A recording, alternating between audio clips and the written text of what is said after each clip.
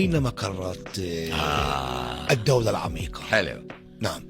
هذا سؤال إسا يعني أنا عم بفكر فيه ولا أنت سألته؟ إسا طلع القلوب عند بعضها. طبعا هن منتشرين في عدة، بس المراكز الرئيسية تبعتهم يعني وين هن الحيتان هذول، أنا بسميه الحيتان أو الشياطين، مقرات هن في الولايات المتحدة الأمريكية طبعا، في أوروبا، وفي لندن، في المملكة المتحدة البريطانية.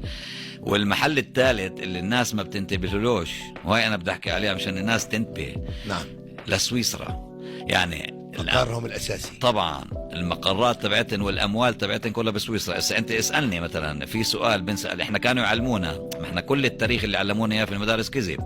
يعني أنا أعدت قراءة التاريخ وقراءة الأديان، مشان هيك تحررت، لأنه أريد أن أصل أنا إلى الحقيقة. كل ما كانوا يعلمونا بالمدارس من التاريخ كله كذب. نعم.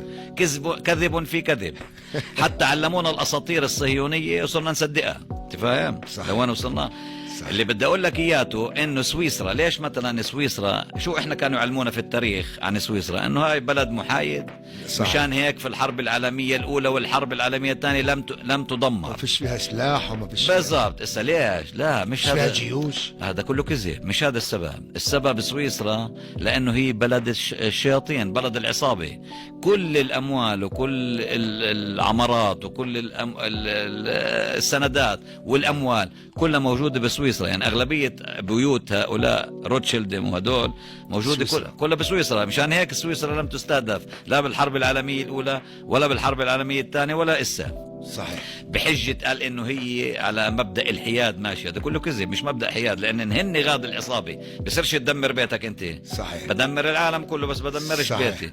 هذا هو المبدأ في سويسرا. واختاروا أجمل دولة في العالم، وأجمل دولة، وهي جنة عدن على الأرض. صحيح. اللي بدي اقول لك اياه كمان شغله مشان تكون عارف، هاي مهمه جدا انه المستمعين يبدوا يقروا. انا يا مستمعين اريد منكم ان تقرأوا وتصلوا كل ما انا اقوله موثق، القراءة كله موثق، وعندي ببعث لكم الادله كلها الشامله والدامغه. اللي خود ألبرت بايك، أغلبية الناس لسه المستمعين مش راح يعرفوا مين ألبرت بايك. ألبرت بايك هذا واحد كان ماسوني بال1850 عم بحكي، اللي هو خطط ماسوني من الأوليميناتي، من جماعة الأوليميناتي. له تمثال اليوم بواشنطن وين دار القضاء. ألبرت بايك. مكاتيبه كلها موجودة في المتحف البريطاني، الوثائق تبعته عندي، كل الوثائق تبعته. ألبرت بايك هو اللي خطط مع الماسونية العالمية وكذا للحروب العالمية الثلاث. اسمع، الحرب العالمية الأولى، الحرب العالمية الثانية، والحرب العالمية الثالثة. الحرب العالمية الأولى شو كان هدفها؟ الثالثة الأولى نيجي الثالثة اللي احنا فيها، هاي. الأولى، الحرب العالمية الأولى شو علمونا بالمدارس؟ كذب. شو أسباب الحرب العالمية الأولى؟ كل اللي درسناه بالمدارس كله كذب بكذب. التخطيط هيك كان: القضاء على القيصرية الروسية، والقضاء على الكنيسة الأرثوذكسية في روسيا، وإشاعة ما يسمى بالشيوعية الإلحادية للقضاء على الدين المسيحي، لأنه أكبر عدو لهدول الشياطين هو الأديان. الدين المسيحي المستهدف والدين الإسلامي مستهدف، فهم يريدون تدمير الأديان. فأطلقوا ما يسمى باسم الشيوعية الإلحادية. لينين لما كان كم واحد يهودي كان معه بالمجلس؟ كان 30، 25 يهودي هو وخمسة مش يهود. مين اللي كان يمول لينين؟ الدولة العميقة.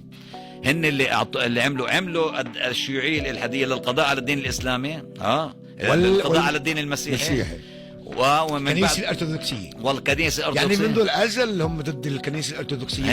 هن ضد الأديان. الرب هو احنا فيما يتعلق موضوع روسيا، بما أنك ذكرت الكنيسة الأرثوذكسية، صح، منذ الأزل هم ضد هذه الكنيسة. هن ضد هاي الكنيسة الأرثوذكسية، وهن ضد الأديان. تتكلم عن 1850. بس طبعا الحرب العالمية الأولى بدأت بال 1914، بس كان التخطيط. إسا شو الحرب العالمية الثانية؟ اسمع شو الحرب العالمية الثانية التخطيط تبعها: إقامة النازية. هتلر مين عملوا؟ هن الدولة العميقة. معي عندي كل المستندات. مين اللي كان يموله؟ لينين مين كان يموله؟ الدولة العميقة اللي منها كمان شو اسمه هاي العائلات المتنفذة كمان، الصهيونية العالمية.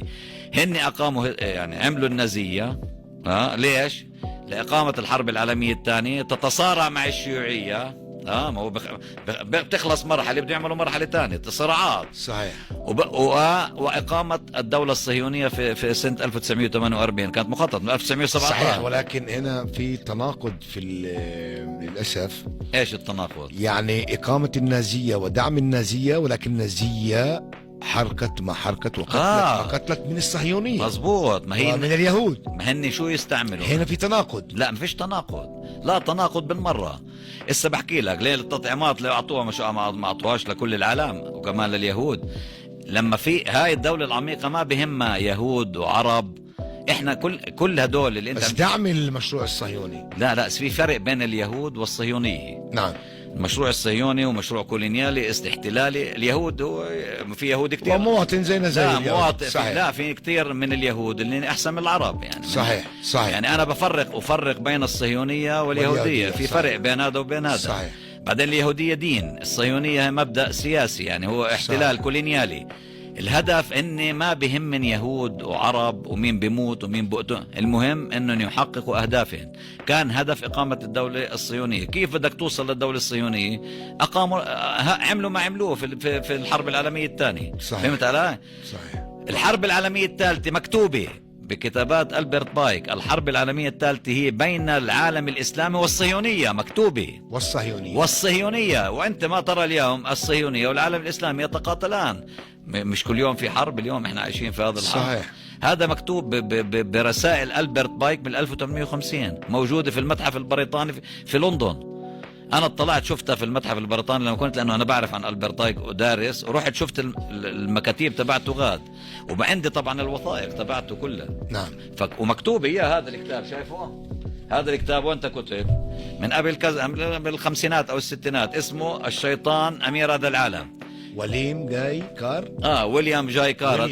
هذا كتب حجارة على رقعة الشطرنج الذي يفضح المشروع الدولة العميقة. أي سنة؟ هذا انكتب بالخمسينات ستينات. هذا بيحكي عن خطط مكتوبة، وبيحكي عن ألبرت بايك، وبيحكي عن الحرب العالمية الثالثة اللي هي اليوم موجودة بين الصهيونية والعالم الإسلامي، مكتوبة من زمان. نعم. وهذا كمان كتاب ويليام جاي كار كمان. وفي عنده كتاب مشهور اسمه أحجار على رقعة الشطرنج، يفضح. وهذا كمان طبعا بروتوكولات حكماء صهيون، ما احنا بالبروتوكولات حكماء صهيون، هذا كله مكتوب الخطط هون. نعم.